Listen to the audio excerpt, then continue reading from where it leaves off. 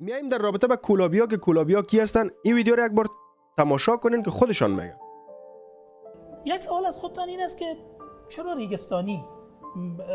پنجشیر کدام ریگستان داره جناب ریگستانی؟ اجداد ما در زمان امی تیمور گورکانی از سمرقند خب فرار میکنن و میاین به طرف جنوب خراسان.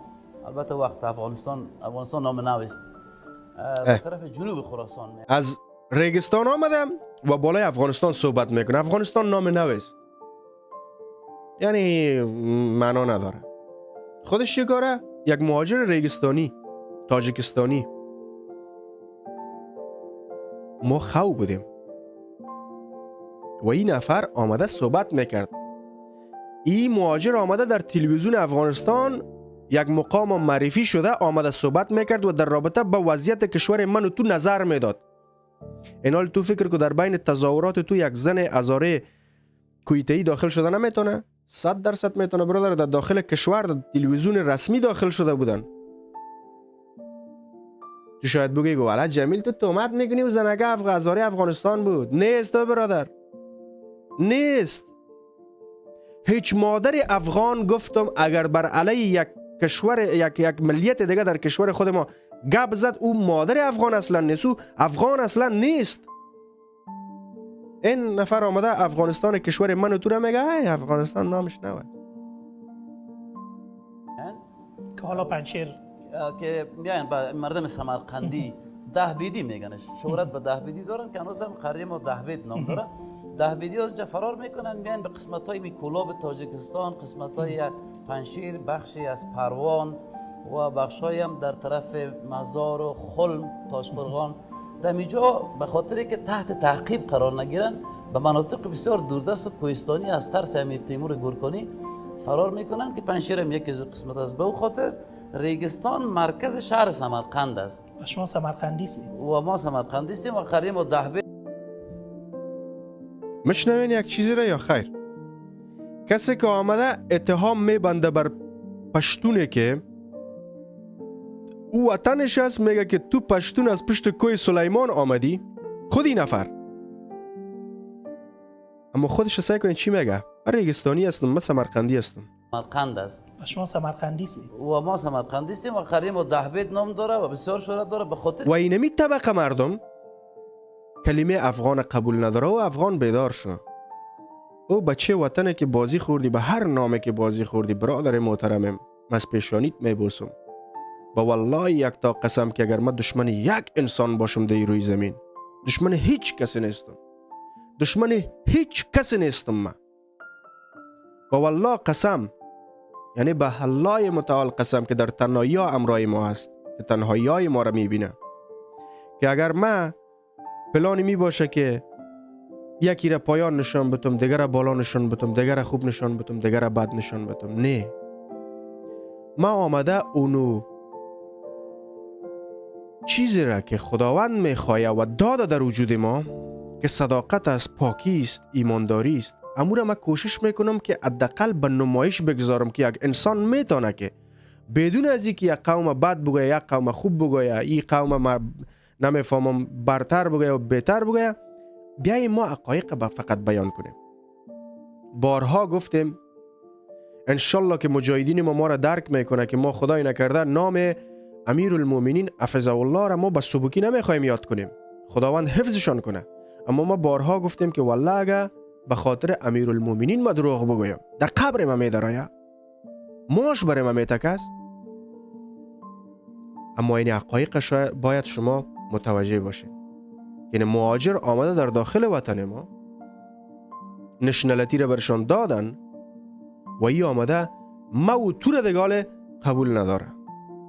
و ای را اگر یک ایرانی سیغزاده ناانسان دور از انسانایش باشه، اگر میگه که تو چی گفته رایستی، تو امی افغانها را مقیاس قرار بده که تو آیا گذاشتی که افغانها در رابطه به سیاست وطنت صحبت کرده بتونه در یک تلویزیون رفته نظر بده؟ اما ما داده، ما با فرهنگ هستیم از شما کرده. اینا ببینن مهاجره که 100 سال 1.5 سال پیش 120 سال پیش آمدن، حالا فعلا افغانستان گرفته بودن بیخی. خودشان میگه برادر نازنین، حالا من خو نمیگم که باز مرا نگوین که والا جمیل تو فلان را کلابی گفتی، فلان را چیز گفتی. نه ما ویدیو را بخی سر میکنم، این دفعه هیچ گپم نمیزنم، گوش کنین. حالا نگوین شما یک مرض دارین، شما یک مرض اکثریت داره. من میگم او برادر این نیست، نفر میگه نه والا من میفهمم تو هدف دیگه چیز است. لعنتی خسایل کنه. یک سوال از خودتان این است که چرا ریگستانی؟ پنجشیر کدام ریگستان داره جناب ریگستانی؟ اجداد ما در زمان امی تیمور گورکانی از سمرقند خب فرار میکنن و میاین به طرف جنوب خراسان. البته وقت افغانستان نام نو است. به طرف جنوب خراسان میاین که حالا پنجشیر که میاین به مردم سمرقندی دهبیدی میگنش، شهرت به دهبیدی دارن که هنوز هم قریه ما دهبید نام داره. دهبیدی از جا فرار میکنن میاین به قسمت های میکولاب تاجیکستان، قسمت های پنجشیر، بخشی از پروان و بخش هم در طرف مزار و خلم، تاشقرغان. در اینجا به خاطری که تحت تعقیب قرار نگیرن به مناطق بسیار دوردست و کوهستانی از ترس امیر تیمور گورکانی فرار میکنن که پنجشیر هم یکی از قسمت است. به او خاطر ریگستان مرکز شهر سمرقند است و شما سمرقندی هستید و ما سمرقندی هستیم و قریم و دهبید نام داره و بسیار شهرت داره به خاطری که امام بخاری، امام مشهور، در اون وقت با ملاهای بخارا درگیر شد و ایره گفتن تو فتوانتی، تو محدث هستی، فقیه نیستی و از اونجا امام بخاری را پیش کردن. او از بخارا که حدود 50 کیلومتر دورتر است فرار کرد، آمد به سمرقند. بعد در قریه دهبید که اجداد ما خودشان مدرسین بودند در اموجا تدریس کرد، در اموجا دفن شد و فعلا یکی از افتخارات همه ما است که امام بخاری در دهبید در سمرقند دفن شده که قریه ماست در گذشته از نظر تاریخی. و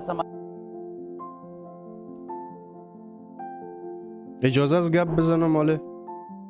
ما گپ نزدم، نفر خودشان گذاشتیم، خودشان گفتن، ما مشکل نداریم، ما قدردانی میکنیم. ما همین مردم هنوزم از حکومت خود خواهش میکنیم که ما مثل که ما مهاجرینه دینمی وطن، دینمی اروپا، درمی امریکا با ما لطف خوش میکنن، برای ما یک ورق میتن، ما سفر کرده میتونیم، تجارت کرده میتونیم، خانم گرفته میتونیم، موتر خریده میتونیم، اولاد ما مکتب میرمی، هر کاری که گوش کنین دقیق مجاهدین و حکومت هر کار ما میتونیم با استثنای از که ما رئیس جمهور شده نمیتونیم.